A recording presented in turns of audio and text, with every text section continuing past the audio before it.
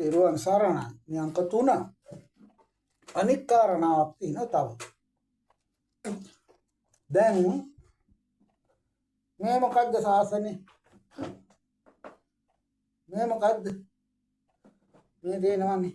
මෙන්න මේ කහ නූල් කියලා. මේ පේනවද? පේනවද? මේ බෑ. ඊගාට මේකේ තියෙනවා මේ පේනවද? මේ දින්නේ මේ. හරිද? දැන් මේ තියෙන්නේ මොකද්ද? මේ සිවුරේ තියෙන්නේ මොකද්ද මේ?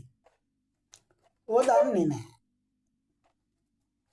ඉස්කෝලේක කියා දෙන්නේ නැහැ, දහම් පාසලක කියා දෙන්නේ නැහැ. මේව සංගවල තින්නේ. මේ ධර්මයේ සංගවල තියෙන චෝදනාව හදාන්න පුළුවන් විදියට. විනය සංගවල තියෙන්නේ මේ චෝදනාවල් හදන්න පුළුවන් විදියට. මේ විනය දේශනාව කරන්න කියන්නේ ඒකයි අපි. මට තේරෙන හැටියට විනය සංගායනාවක අවශ්‍යතාවය තියෙනවා. සීල කියන්නේ මොකද්ද කියලා දන්නෙත් නැහැ. විනය කියන්නේ මොකද්ද කියලා දන්නෙත් නැහැ. පොඩ්ඩක් මොකක් හරි අඩුපාඩුවක් දැක්ක ගමන් විනයක් නැහැ කියනවා.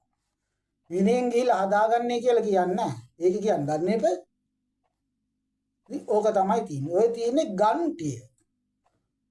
බුදුහාමුදුරුවන්ගේ සිවුරේ ඉඳලා මේ සෑම හාමුදුරුව කෙනෙක්ගේම සිවුරක තියෙන්න ඕනි ගන්ටියක්. ඒතර තමයි සිවුර සම්පූර්ණ. ඒ නූල් කෑල්ල තියෙන්නේ ගන්ටිය කියන එක. ඒක තියෙන්නේ ඔබේ අංශ කරන්න. ඔබේ අංශ කරන්න කියන්නේ පින්ඩ පාතේ වඩිනකොට යට පොටවල් දෙක ගැට ගහන ගැටේට තමයි ගන්ටිය කියලා කියන්නේ. ඕකත් පන්නලා මට චෝදනා හැදුවා කහ නූලක් දාගෙන කියලා. මගේ ළඟ කහ නූලක් තියෙනවා කියලා මට චෝදනා හැදුවා ඔය ගන්ටියට. නොදන්න එක පිළිගත්තා. ඉතින් මට කරන්න දෙයක් නැහැ. පිටියට බැස්සොත් මං කියා දෙනවා. ඔය ගන්ටිය.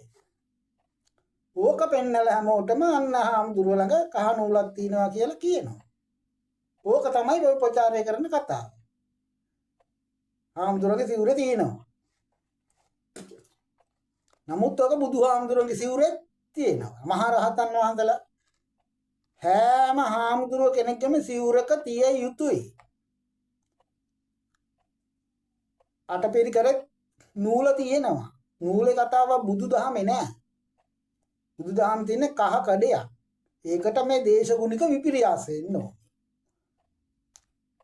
මහා පෑවිල්ලක් ඇවිල්ලා